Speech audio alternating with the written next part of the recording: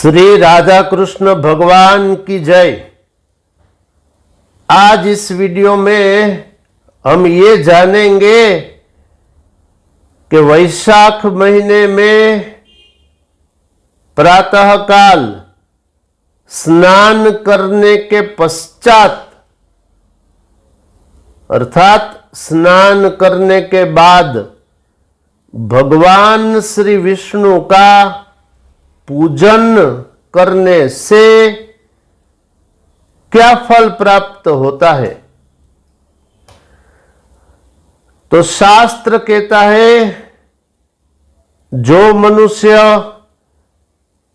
वैशाख महीने में प्रातःकाल स्नान करने के पश्चात भगवान श्री विष्णु का पूजन करता है, उस मनुष्य के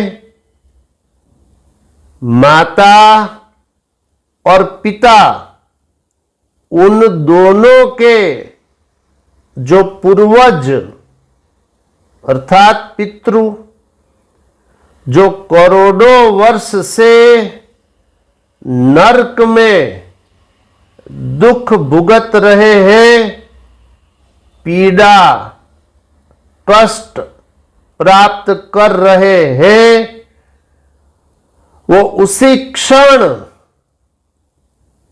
ध्यान दो, उसी क्षण नरक से मुक्त होकर स्वर्ग की ओर चले जाते हैं। देखिए कितना सरल धर्म कर्म और कितना महान फल। देखिए जो जीव मनुष्य देह प्राप्त करता है उस पर 10 ऋण होते हैं, 10। अभी वो डिटेल नहीं कर सकते, अभी आप आगे सुनिए। इस 10 में 3 ऋण, इनको सुनिए, ये प्रमुख माने गए। पहला देवताओं का ऋण, दूसरा पितृओं का ऋण और तीसरा ऋषियों का ऋण।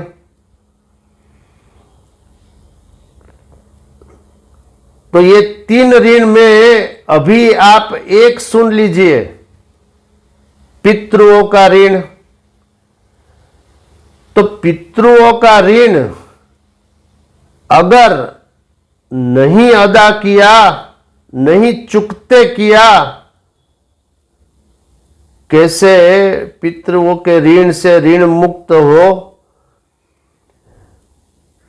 तो शास्त्र ने कहा पितृओं के लिए उनके वंशजों को श्राद्ध करना चाहिए, ब्रह्म भोजन कराना चाहिए और अन्नदान, जलदान इत्यादि दान भी करने चाहिए।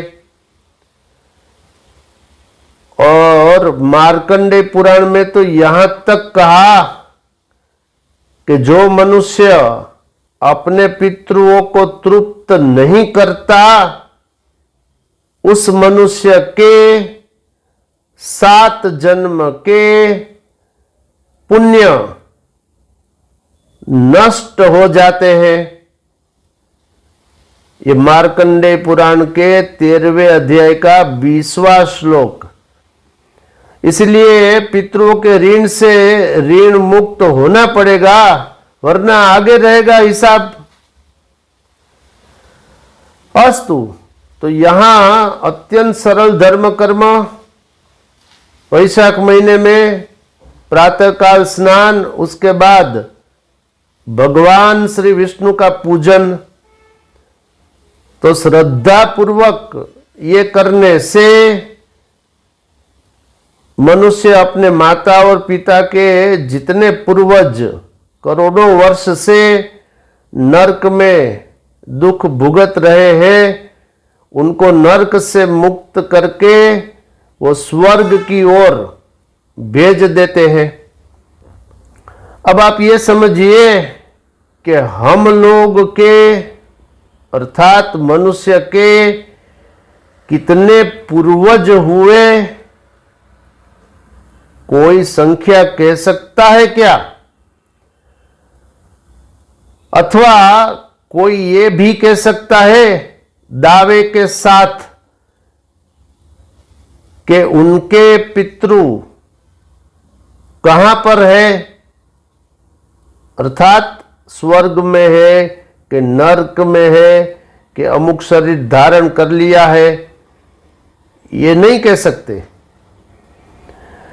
तो यहां ये अत्यंत सरल धर्म कर्म है और नरक में कितनी यातना होती है, तो नरक कुल 86 प्रकार के प्रसिद्ध वेदों में नाम है नरकों के, उससे भी अधिक है कुछ, लेकिन ये प्रसिद्ध नाम है वेदों में 86 प्रकार के, जैसे अग्निकुंड, तप्त कुंड, क्षार कुंड, विट कुंड, मूत्र कुंड, गर कुंड, वसा कुंड, केश कुंड, लोह कुंड इत्यादि। और भी नाम है, ये देवी भागवत महापुराण के 9वें स्कंध के 32वें अध्याय के श्लोक नंबर 13 से लेकर 21 तक इसका वर्णन है। और ये कुंड की जो रक्षा है उसी अध्याय में आगे कहा गया, वो यमराज के 10 लाख अनुचर सेवक इसकी रक्षा करते हैं और वो इतने शक्तिशाली हैं, वो भुगतवाते हैं जीव के अपने अशुभ कर्मों का फल, पाप कर्म का फल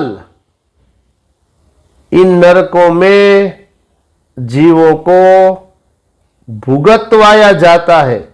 कोई भुगतना नहीं चाहता, लेकिन क्या करे, और वो कुछ कर नहीं सकते। ध्यान दो, मानव देह में ही कर्म करने की परमिशन है, शेष जितने भी शरीर है वो कर्म नहीं कर सकते। भुगतना है, अच्छा भुगते, बुरा भुगते, अर्थात सुख प्राप्त करे, दुख प्राप्त करे, वो अपने पर, अर्थात उस जीव ने मानव देह में कितने पुण्य कितने पाप किए। अस्तु, तो मैंने थोड़ा सा निवेदन कर दिया शास्त्र की आज्ञा का। अब मनुष्य चाहे तो शास्त्र की इस आज्ञा का पालन कर सकता है। इस वीडियो में इतना ही। ऐसे ही धर्मयुक्त वीडियो को देखने के लिए आप देखते रहिए मोरे श्याम चैनल। इसे लाइक, शेयर, कमेंट, सब्सक्राइब अवश्य करिए। अगले प्रवचन में मैं ये बताऊंगा कि 22 करोड़ मनवंतर तक वैकुंठ में जीव निवास कैसे प्राप्त कर सके। शेष फिर कभी। बोलिए श्री राधा कृष्ण भगवान की जय।